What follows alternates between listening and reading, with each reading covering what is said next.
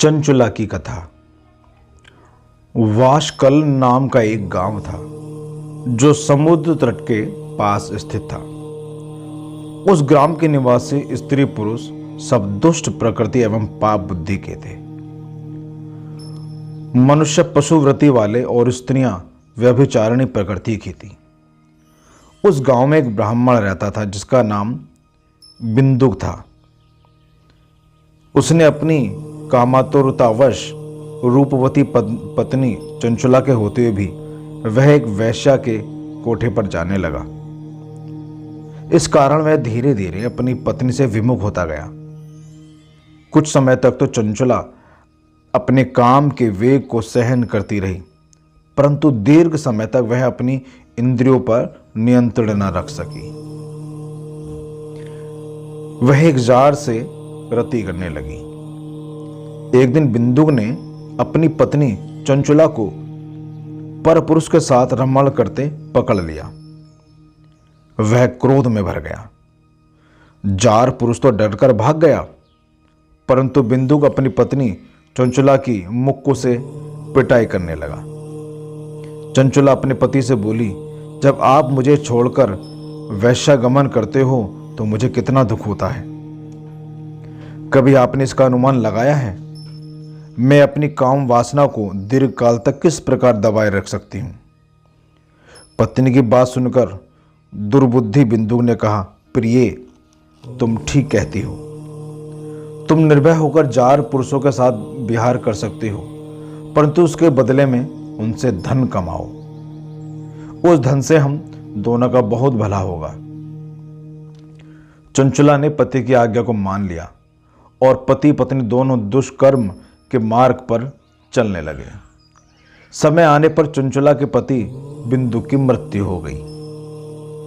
वह नरक लोक में अपने दुख भोगकर पिशाच योनि में पैदा हुआ। अचानक इसके बाद चंचुला भ्रमण करती हुई गोकर्ण क्षेत्र में पहुंची। वहां उसने मंदिर में एक पंडित जी को शिव पुराण कथा सुनाते हुए देखा। वह दत्तचित्त होकर कथा सुनने लगी। उसने कथा में जार पुरुषों में आसक्त स्त्रियों के दुष्परिणाम, नरक भोग की व्यथाजनक बात सुनी तो वह कांपने लगी। कथा के समाप्त हो जाने पर सब लोगों के चले जाने के पश्चात चंचुला कथा वाचक ब्राह्मण के चरणों में सिर रखकर बिलखने लगी।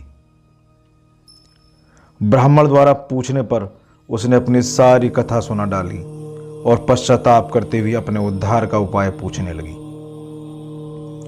ब्राह्मण ने कहा कि जिस शिव पुराण की कथा को सुनकर तुम्हारे हृदय में विवेक पैदा हुआ है, उसी पुराण को प्रतिदिन सुनने से तुम्हारा उद्धार हो सकता है। जिस तरह निर्मल दर्पण में सही प्रतिबिंब दिखाई देता है, उसी तरह शिव पुराण के सुनने से चित्त में अंबिका सहित भगवान शिव का साक्षात्कार हो जाता है।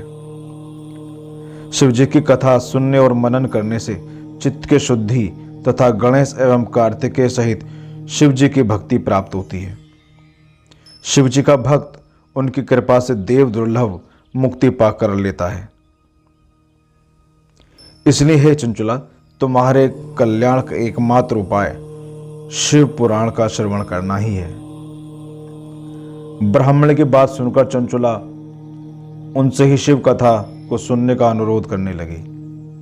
ब्राह्मण ने उसकी प्रार्थना को स्वीकार कर लिया।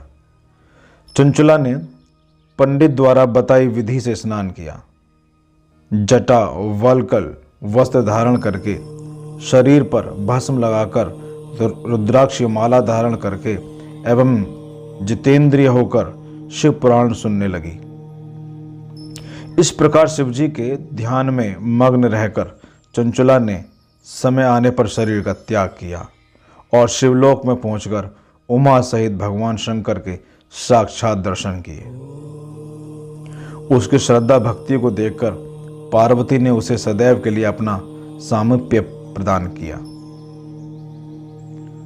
शौनक जी ने सूत जी से प्रार्थना की कि चंचुला का आगे का वृतांत बताने की कृपा करें। सूत जी ने कहा, हे मुनि श्रेष्ठ, चंचुला ने अपने निश्चल भक्ति द्वारा भक्ति पार्वती का सानिध्य प्राप्त कर लिया। एक दिन चंचुला ने भगवती पार्वती से अपने पति के संबंध में जिज्ञासा प्रकट की तो भगवती पार्वती ने उसे बताया कि बिंदुक नरक की अनेक यातनाएं भोगने के बाद इस समय पिशाच योनि में कष्टप्रद जीवन व्यतीत कर रहा है। यह सुनकर चंचुला उद्विग्न हो उठी। वह भगवती पार्वती से अनुनय विनय करके उनसे अपने पति के उद्धार की याचना करने लगी।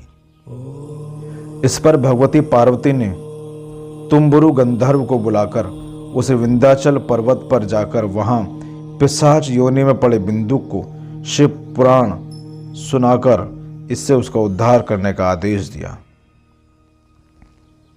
माता पार्वती की आज्ञा को शिरोधार्य कर तुम्बुरु विंध्याचल पहुंचा और बिंदुक को बलपूर्वक बिठाकर शिव पुराण सुनाने लगा। शिव कथा को सुनने के लिए वहां पर देवता भी एकत्र हो गए। तुम्बुरु से शिव कथा सुनकर बिंदुक निष्पाप होकर पिशाच योनि से मुक्त हो गया। बिंदुक अब प्रतिदिन शिव जी का गुणगान करने लगा। भगवान शंकर ने उसकी अचल भक्ति देखकर उसे अपना गढ़ बना लिया। ये थी चंचुला की कथा। ओम नमः शिवाय।